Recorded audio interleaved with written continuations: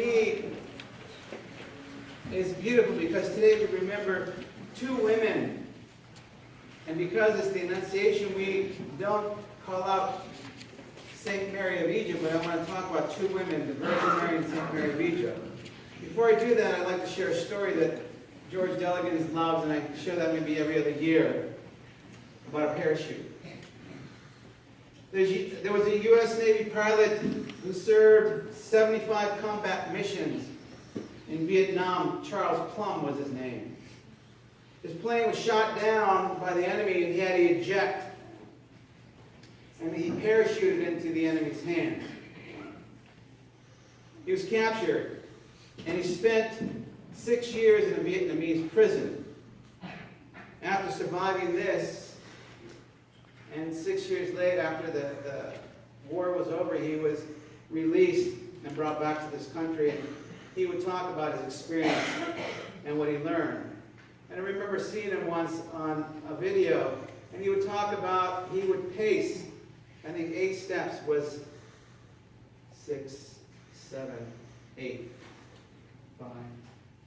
And that was the size of his room for 6 years. And what he had to do to keep his sanity and his wherewithal. Well, one day as he was lecturing, he was sitting in a restaurant and somebody was looking at him and he said, I think I know that guy, I think I know the guy. And he was talking to his wife. He said, well, I think it's the guy from Vietnam. And he decided one day to go, he decided after lunch or during lunch to go see if that was him. And he goes, you're Plum, right? You flew the fighter jet in Vietnam with the aircraft Kitty Hawk. You were shot down, right? And he goes, how did you know that, sir? He goes, because I packed your parachute. Plum gasped in surprise and gratitude. The man pumped his hand up in the air and says, I guess it worked, man. I guess it worked. And Plum assured him, I sure did. If your chute didn't work, I wouldn't be here today. I'd be dead. Plum couldn't keep sleep that night thinking about who that man was. I kept wondering what he might have looked like in Navy uniform. A white hat, a bib in the back, a bell-bottom trouser. I wonder how many times I might have seen him and not even said good morning to him. How are you? Or anything, because you see, I was a fighter pilot and he was just a sailor. Plum thought of a man for hours and hours, spent a long time in wooden tables in the bowels of the ship. He was carefully weaving the shrouds and folding the silks of each chute, holding in his hand each time the fate of someone he didn't even know. And today I want to talk to you about who's packing your parachute and who are you putting your trust in. And the church is saying today, like this parachute saved this man, and the man in the bowels of the ship packed the parachute. There's always someone doing something beautiful for you so you can be saved. And today the church is saying two beautiful women are here to be celebrated by the church. The Theotokos, the Virgin Mary, is one, that we celebrate her Annunciation. That today she is to make a decision to accept Jesus.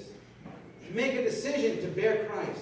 To make a decision to bear the Creator of the universe. That's the phenomenal mystery of our church. That Mary, the Theotokos, has become the God-bearer. Listen to some of the things that the adjectives she's considered in the church when we come to the act of the Sim. We hear this. She is the ladder that bridges heaven and earth.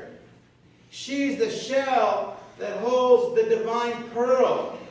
She is the scroll that holds the word.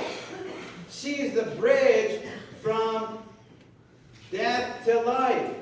She is the raft of those who want salvation. Today the church is remembering she is part of your parachute. She's the one that said, yes, her choice changed the world. Her choice was revolutionary because she said yes. And today we think about choices we make. I don't know about you think about choices. I think about choices. And if I'd ask you to think about the choices you made the past week, what choices have you made that guided you towards making a decision for Christ and how you act, breathe, and walk? what you see, what you think about, the choices you make. Because at the same time, this beautiful woman at the age of 12, Mary of Egypt, who we also remember on the 5th Sunday of Lent, she had parents. They probably did their best to raise her. At age 12, she decided to leave. And she started a life lusting after the body. And she was good at what she did. And she used her body in not the most appropriate ways. And she delighted in that. And I think after we step away from God so many minutes, so many hours, so many weeks, so many months, we forget what's okay and what's not okay. She thought it was okay what she was doing to her body. But one day she was going to a pilgrimage with a bunch of people on a boat. And she went to the church as the other pilgrims were, and there was this mysterious power that kept her from going into the church. To make a long story short, the Virgin Mary, there's an icon of the Virgin Mary that spoke to her and said, you've got to change your life. You've got to turn your life around. You can't be using your body that way. You are created in God's image. And what you're doing, the choices you're making, is not dignifying your true nature. To make a long story short, even shorter, she decides to go into the desert to discover her true identity. And today the church is telling you there's so many things compelling you to not turn towards Christ. There's so many things that you are deciding that turns you away from Jesus. And some of the things that harass us and take us away is the evil one. And I don't know if you know, but the thoughts that come in our minds either feed our soul or eat at our soul. You ever think about that? Elder Thaddeus says, our thoughts determine our lives. And the thoughts we choose to entertain can eat our soul or feed our soul. The evil one wants to entice you. Everyone here probably has been enticed, right? Look at that thing. It doesn't belong to you. Just take it. Look at that book with these certain figures of men or women. They're inappropriate, but check it out. Look at that person you haven't talked for a while. Continue to despise her or him. The evil one wants to entice you, to take you away from the sacred. The other thing the evil one wants to do to St. Mary of Egypt, probably harassed her every day with thoughts that were insidious. Probably insidious thought that she was no good, that the only way she can be valuable is she used her body. Have you ever been harassed?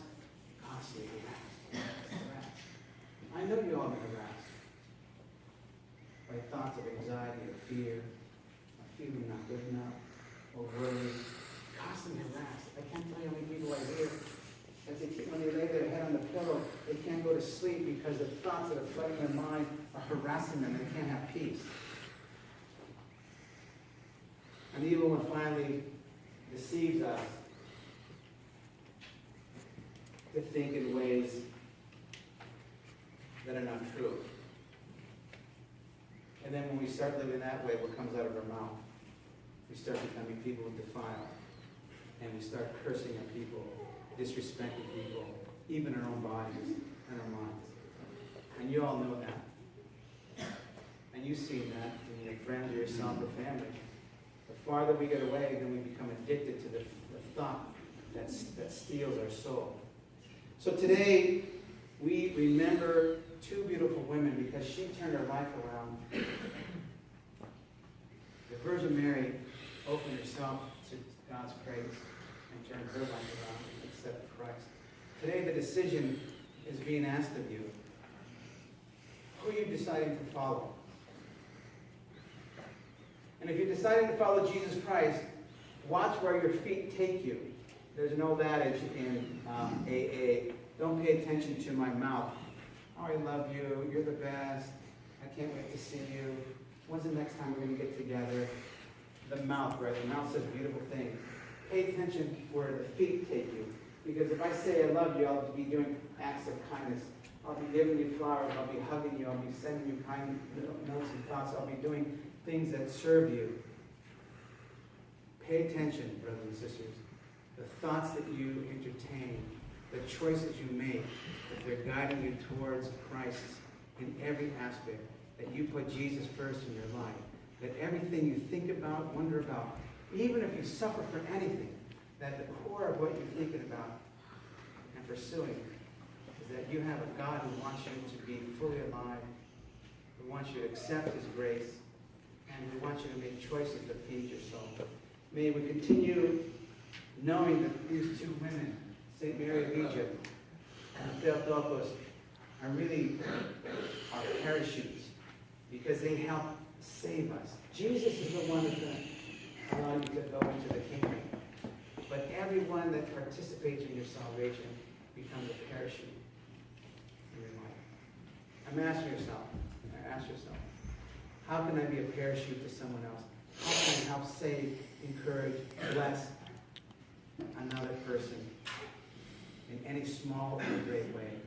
These are the decisions we're asked to make today. The decision that the Virgin Mary said yes to Jesus. The decision that St. Mary of Egypt said yes to Christ.